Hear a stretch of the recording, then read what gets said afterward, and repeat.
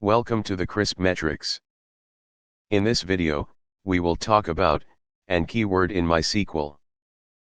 Please watch previous video to understand this concept. First we have to use our database, then fetch our data from select and from keyword. This is our final data we have. Now suppose we want to select this third row, which contains ID equals 3. Now there are two ways to get this row. One is from where keyword, that we already discussed in previous video. Let's do it with the help of where keyword. Just write where ID equals to 3.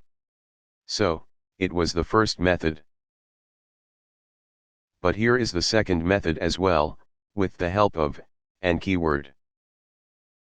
So we will say we are going to take that ID, which is greater than 2 but less than 1, with the help of an keyword.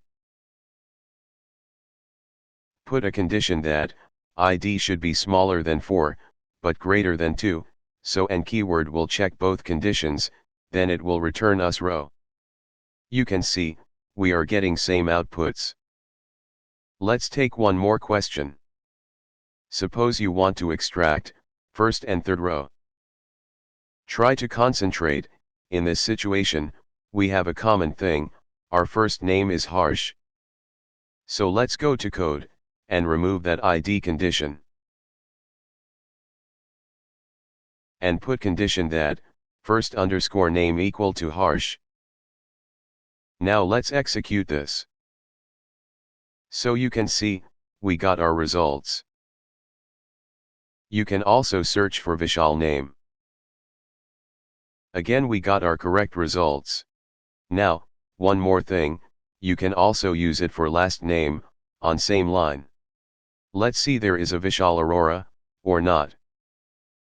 So just write the condition, last name should be Aurora.